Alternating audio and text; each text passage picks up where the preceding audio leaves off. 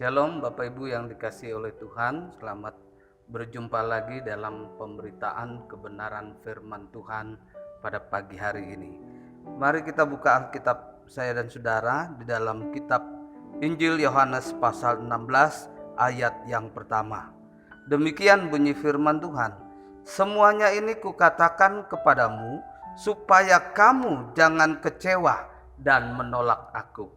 Bapak Ibu yang dikasihi oleh Tuhan, setiap manusia pasti diperhadapkan kepada persoalan dan pergumulan dan masalah hidup. Tidak ada yang tidak ada beban.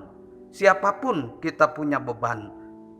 Kita melihat bahwa setiap orang tidak bisa menolak untuk mempunyai persoalan. Tetapi kita melihat dan harus yakin kalau kita melihat di dalam kitab Roma pasal 8 ayat yang ke-28, Allah bekerja dalam segala sesuatu mendatangkan kebaikan. Jadi di hari-hari ini kita melihat ada begitu banyak orang tidak siap menghadapi persoalan, tidak siap menghadapi masalah, sehingga yang mengakibatkan banyak manusia pada hari-hari ini mulai kecewa. Ada yang kecewa, suami kecewa kepada istri, istri kepada suami, mereka kecewa. Bahkan ada yang kecewa dengan orang lain. Lebih-lebih lagi ada yang kecewa pengiringan kepada Tuhan, terlebih lagi kepada hamba Tuhan. Jadi kita melihat bahwa kekecewaan bisa terjadi kepada siapa saja. Apa penyebab daripada kekecewaan itu terjadi di dalam kehidupan saya dan saudara? Yang pertama, kecewa itu terjadi bila kita merasa benar. Kalau kita merasa benar, ketika kita tidak dihargai, ketika kita ditegur, lalu kita menjadi kecewa. Padahal kita sudah berpikir, kita sudah memberi yang terbaik, kita sudah melayani yang terbaik, kita memberikan sesuatu yang terbaik. Apalagi kalau orang mulai berbicara, menambah-nambahkan, menggoreng-goreng masalah, sehingga saya dan saudara makin kecewa. Yang kedua, kita melihat bahwa kenapa itu masalah bisa terjadi dalam kehidupan kita?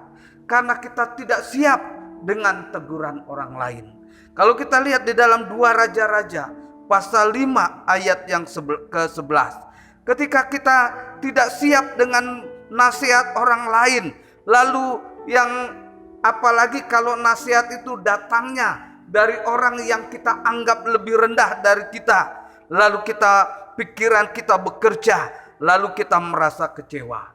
Contoh misalnya Naaman, ketika dia seorang panglima, dia ingin disembuhkan, dia datang kepada Elisa, dan ketika Elisa memberikan saran untuk mandi 7 kali, tetapi ketika dia mendengar saran itu, dia mulai berpikir, bukankah di Israel ada begitu banyak sungai yang lebih jernih? Dia mulai kecewa, dia menaruh pikiran, dia pikir Elisa akan membacakan mantra atau dan lain-lainnya. Tetapi Elisa hanya menyarankan sesuatu yang dianggap rendah, yaitu dia harus mandi 7 kali di sungai. Kita melihat yang ketiga. Yang ketiga, kita melihat bahwa kenapa kekecewaan itu terjadi dalam kehidupan kita. Ketika saya dan saudara menginginkan sesuatu tetapi tidak sesuai dengan keinginan saya dan saudara. Jadi kita melihat bahwa ketika saya dan saudara kita mungkin berdoa menginginkan sesuatu, tetapi hasilnya jawaban Tuhan tidak sesuai dengan keinginan kita, kadang kita mulai kecewa. Saudara, jadi kesimpulan itu, saudara yang dikasihi Tuhan, kekecewaan itu bukan keadaan, tetapi kekecewaan itu adalah respon saya dan saudara menanggapi sesuatu masalah. Jadi saudara yang dikasihi Tuhan, sehingga pada waktu saya dan saudara kecewa, saya dan saudara gampang menyalahkan orang lain, gampang menyalahkan Tuhan, gampang menyalahkan diri sendiri. Jadi saudara, kita harus ingat bahwa kekecewaan adalah alat iblis untuk saya dan saudara dibawa kepada neraka. Jadi saudara yang dikasih Tuhan, jangan saya dan saudara kecewa saudara. Karena sifat kecewa itu merugikan diri saya dan saudara. Waktu saya dan saudara kecewa, pertama damai sejahtera itu hilang dari hidup saya dan saudara. Yang kedua, hubungan saya dan saudara kepada sesama saudara akan terganggu, apalagi hubungan saya dan saudara kepada Tuhan. Jadi saudara yang dikasih Tuhan, mulai pada hari ini saudara, mungkin pada hari-hari ini saudara, saya dan saudara mulai dihinggapi rasa kekecewaan. Mari saya dan saudara stop, hentikan rasa kecewa dalam hidup saya dan saudara, supaya damai sejahtera itu hilang, supaya damai sejahtera itu tidak hilang dalam hidup saya dan saudara, supaya hubungan saya dan saudara dengan sesama saudara terjalin dengan baik, apalagi hubungan saya dan saudara kepada Tuhan.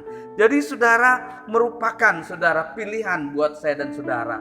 Kita mau terus kecewa atau kita menghentikan kekecewaan dan kita akan memperoleh berkat-berkat Tuhan. Seperti Yusuf, dia bisa saja layak dia kecewa karena dikecewakan oleh rekan-rekannya, bahkan saudara-saudaranya. Potifar bahkan dikecewakan. Mungkin dia kecewa sama Tuhan, tetapi dia tidak memilih kecewa. Dia tahu bahwa segala sesuatu mendatangkan kebaikan buat saya dan saudara. Puji nama Tuhan, inilah berkat rahasia kebenaran firman Tuhan. Tuhan Yesus memberkati dan salam Pantekosta. Ada kuasa, Yesus.